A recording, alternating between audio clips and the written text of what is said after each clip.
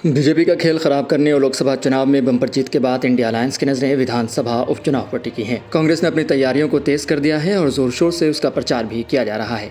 लेकिन इन सबके बीच जो सबसे बड़ा दांव फंस रहा है वह है सपा के जरिए कांग्रेस से की गई डिमांड। सपा का कहना है कि जब तक वह डिमांड पूरी नहीं होगी तब तक यूपी में हो रहे 10 सीटों पर उपचुनाव को लेकर कोई बात नहीं होगी। सपा ने महाराष्ट्र और हरियाणा में सीटों की डिमांड की है। इस साल इन दोनों ही राज्यों में विधानसभा चुनाव होना है।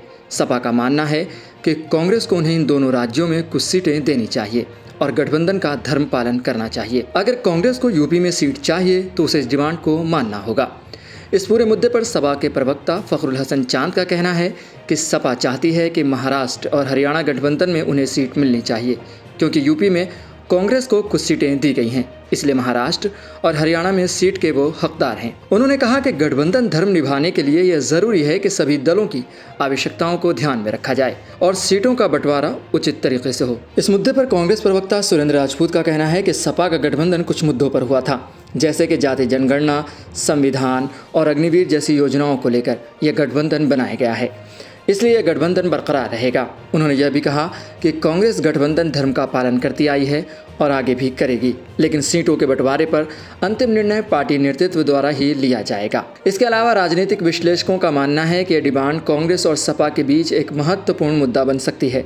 कांग्रेस के लिए यूपी में सीटें महत्वपूर्ण हैं, लेकिन महाराष्ट्र और हरियाणा में सपा की मांगों को भी नजरअंदाज नहीं किया जा सकता। यह देखना दिलचस्प होगा कि दोनों पार्टियां इस स्थिति को कैसे संभालती हैं और किस तरह का समाधान निकालती हैं। उपचुनावों के नतीजे न केवल राज्य स्तर पर बल्कि राष्ट्रीय राजनीति पर भी महत्वपूर्ण प्रभाव डाल सकते हैं, इसलिए इंडिया अलायंस के सभी घटक दलों को सामंजस्य और समझदारी से काम लेना होगा ताकि बीजेपी के खिलाफ एक मजबूत मोर्चा पेश किया जा सके। सपा के एक वरिष्ठ नेता ने बताया कि सपा का यह कदम यूपी की राजनीतिक में अपनी पकड़ मजबूत करने और राष्ट्रीय स्तर पर अपनी भूमिका को सुनिश्चित करने की एक रणनीति का हिस्सा है। सपा को उम्मीद है कि कांग्रेस इनके इस प्रस्ताव को गंभीरता से लेगी और जल्द ही इसका समाधान निकलेगा।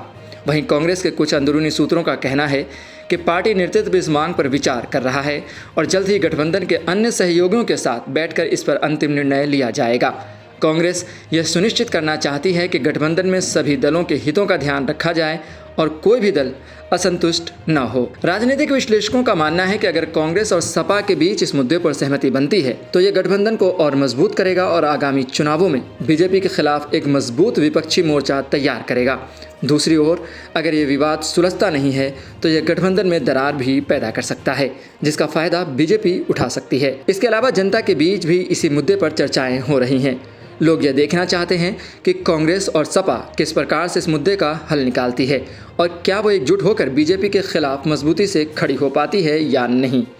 ये देखना भी महत्वपूर्ण होगा कि अन्य गठबंधन सहयोगी दल इस मुद्दे पर क्या रुख अपनाते हैं और किस प्रकार से अपनी भूमिका निभाते हैं। ऐसे ही खबरों के लिए देखते रहें सहारा समय का समय डिजिटल।